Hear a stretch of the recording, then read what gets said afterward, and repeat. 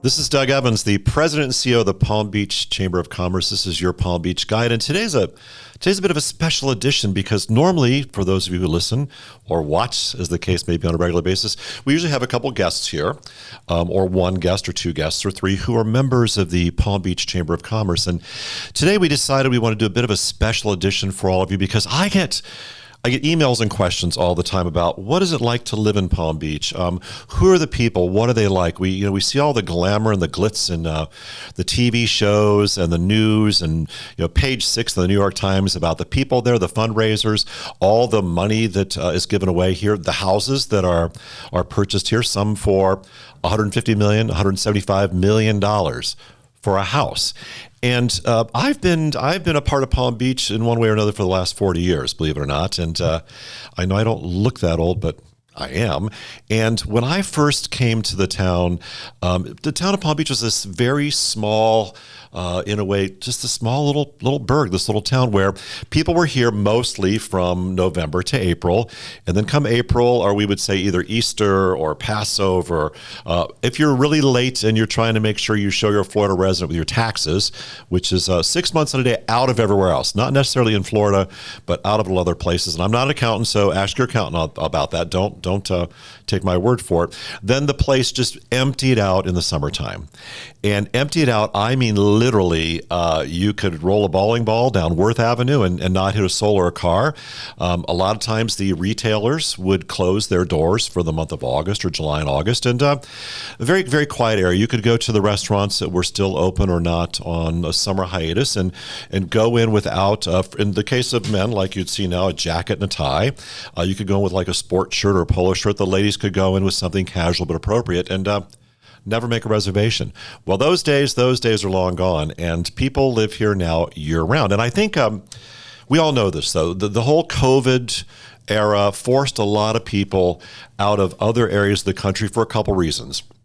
Number one, they started to think about being able to get outside and do things. And of course, in that period, Florida was a wide open space that there weren't as many restrictions, so people could come and go. Weren't necessarily like a lot of my friends trapped in their apartments in New York City or other places they were living, so they moved to Florida. Once they also figured out that we've got great weather pretty much 330 days a year, except for a pesky hurricane every now and then. No income tax to speak of. Cars, as far as license plates, are cheap. All those things are a lot less expensive. And then if you buy a place here, you can do something called homesteading, which means your property taxes are kind of like controlled, very, very controlled. So a lot of people moved here, which was great. And now those folks are here year round. Talk about schools and kids in schools. They brought their kids with them. A lot of the private schools ended up with waiting lists during the COVID period. And I also know that a lot of the schools, the private schools still have waiting lists. So, but that's growing because the schools are expanding. So now living in Palm Beach, I find it to be here because I'm here full time. The Chamber of Commerce is a full-time job. I've got a great team, Kiana, Gabby, Jane. There's three of us working in the Chamber, plus a great board of directors. It's a full-time job, and we're here year-round. And we see a few less people in the summer, but not really. Not really. A lot of people here year-round. And I got to tell you something.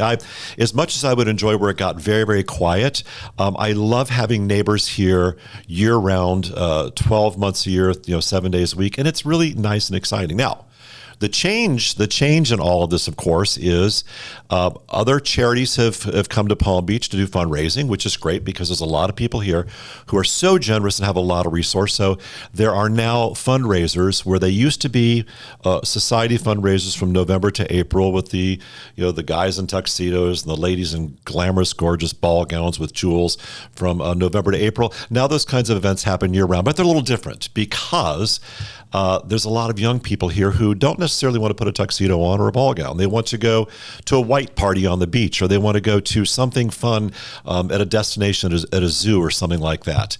And I love that because it's people here who can give back to community are giving back. So that's terrific. Now, we talked in one of our interviews with Fernando Wong, who's a world-renowned landscape architect here. And of course, people are buying the big houses. And the people who have the big houses on the island of Palm Beach, which is a total universe of 9,000 full-time residents or 9,000 property residents, they're selling these big estates for 20, 30, 40, 50, 60 $100 million or $100 million, and they're moving to West Palm Beach because these gorgeous towers are going up that have every amenity you could think of, the kinds of places that people would buy in a New York, in a high-rise, or a San Francisco, or an Atlanta, or a London even, and they're selling the big houses because they want to downsize, so they move into condos now in West Palm Beach, and these condos are $10 million, $15 million, $20 million. But if you sell a house for $50, $60, $70 million, you downsize to $20 million, you've downsized, and you're no longer maintaining a large house. And a lot of these houses have a lot of staff that have to run these places. So I know this all sounds kind of not real.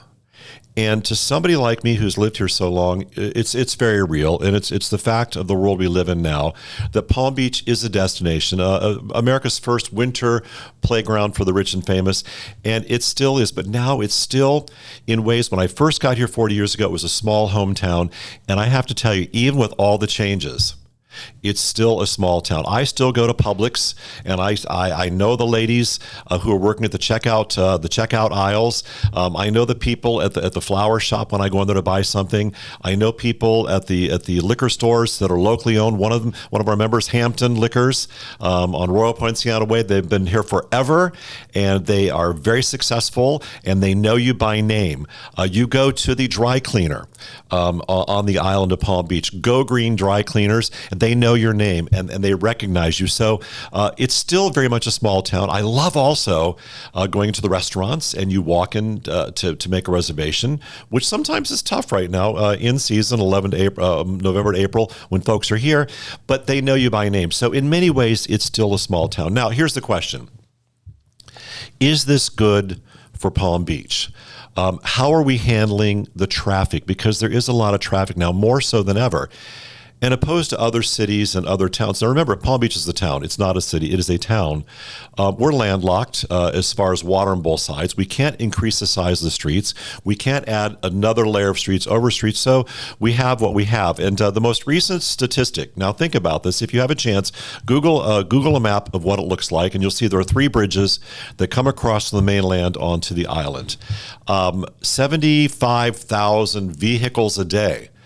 75,000 vehicles a day come onto the island of Palm Beach. And so that's a lot of cars, a lot of traffic. So we have a great mayor, and Donnie Moore, she's terrific, and a great town council president, Bobby Lindsay, she's amazing, and town council folks, a great town manager who are working to keep all this under control and try to manage it so we still have a great quality of life. That being said, even with everything going on, Palm Beach is a magical place.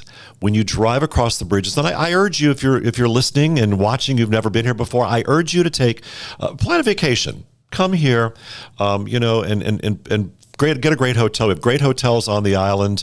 The Breakers is, of course, a fabulous hotel. The Colony Hotel. We have the Veneta, which is a brand new hotel coming online.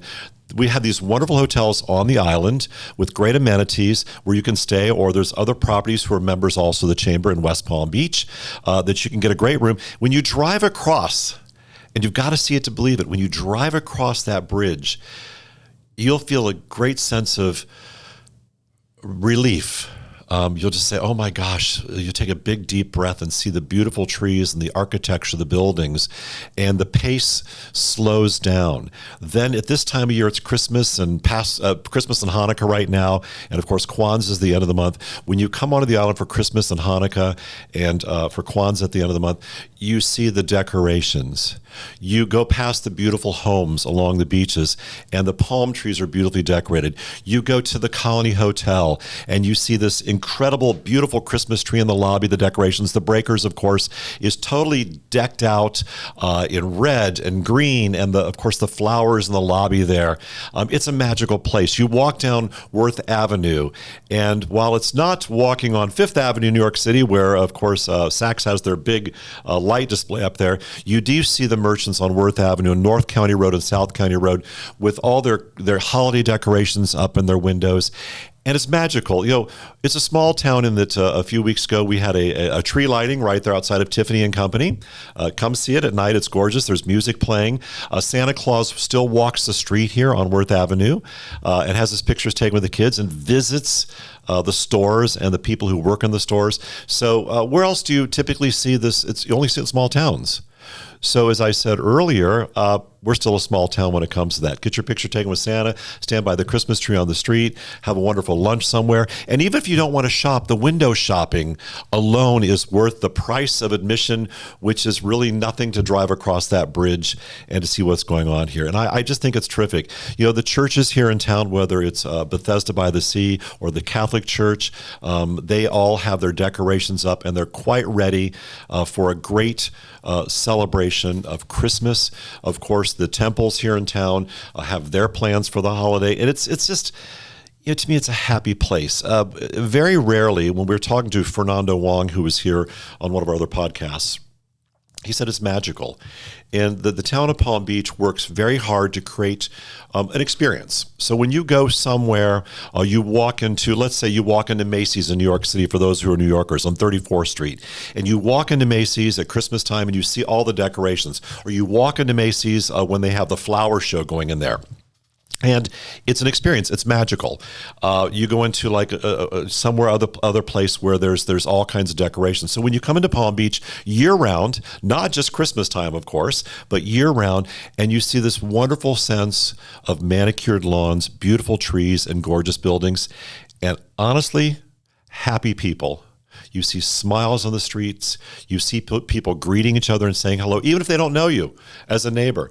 People smile. They walk their dogs on the street. And yes, part of the peculiarity of Palm Beach is there's somebody who lives off of Worth Avenue who has a pet pig, a big pig that walks around in Palm Beach, which is just adorable. And then inside off of Worth Avenue, you have these, they're called Villas. And there are restaurants in there. There's a marvelous pizza place there that you could go into. Also, Renato's restaurant, one of our members. You can go to the restaurant. There's a pizza place right out there, Pizza Al Fresco it's called, and explore that. Now, once you get out of the center of town, go north and drive up to the north end of town where it's all residential, and you can see the beautiful homes and the ocean, which is lapping up against the shore, which is gorgeous. Or you can go south. You go past Mar-a-Lago, of course, which is the home of President Trump, and it's gorgeous. Now, that house, if you don't know this, it was built by Marjorie Merriweather Post in 1928.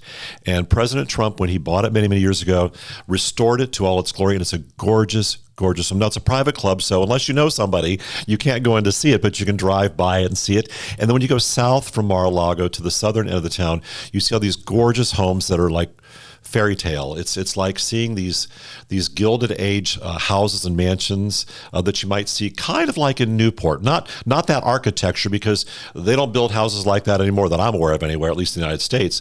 But these gorgeous houses that are just beautiful as they cast their gaze. And I love to say this, those houses cast their gaze onto the ocean with the sunlight and the beaches, and it's just beautiful. And of course, there are restaurants in the South End, Par 3 restaurant, which is on the golf course, which is owned by the town. So you can go to Par 3 restaurant, park your car, have a great pizza, and have a great time there. So it's a magical destination. So when I think about, as we started today in this podcast, if you've not been to Palm Beach, you've got to come see it. If you have been to Palm Beach, come back and see it again, because even with all the people moving here and we have the issues people have, traffic congestion, things like that, come see it and give yourself an opportunity to have a magical break at Christmas time or at New Year's or through Hanukkah. If you're celebrating Easter or Passover or some other holiday, maybe it's a national holiday, maybe it's Columbus Day weekend, or maybe it's Martin Luther King weekend. Come to Palm Beach, check it out, and take a look at the houses.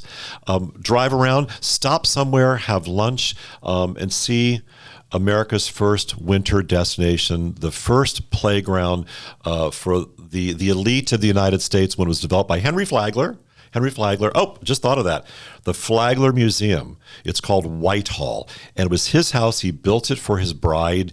And it's this gorgeous big house that's open to the public. And it's worth the price of admission. Don't know how much that is, but I'm sure it's affordable. Park the car. Go see the man who actually had the vision to develop Palm Beach. So anyway, I hope you've enjoyed a little discussion about what it's like to live in Palm Beach. Like I said, I've been here close to 40 years. I love my hometown. It's not my adopted hometown. I love it.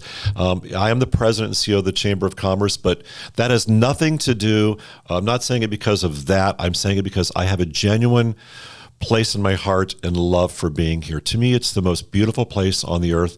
And probably like a lot of you who are listening today, have traveled the world. And if you haven't traveled the world, Mark Twain said, get out there and travel the world. It's the best thing you can do for your education. Something like that anyway. But get out there and travel and come to Palm Beach. For me, it's home. I've learned a lot here. I love my hometown. And on my behalf, the Chamber of Commerce, we'd love to have you here. Our merchants, our restaurants. You've been listening to and watching. I'm Doug Evans, President and CEO of the Palm Beach Chamber of Commerce. This is a special edition of your Palm Beach Guide. Make it a great day. And thanks so much.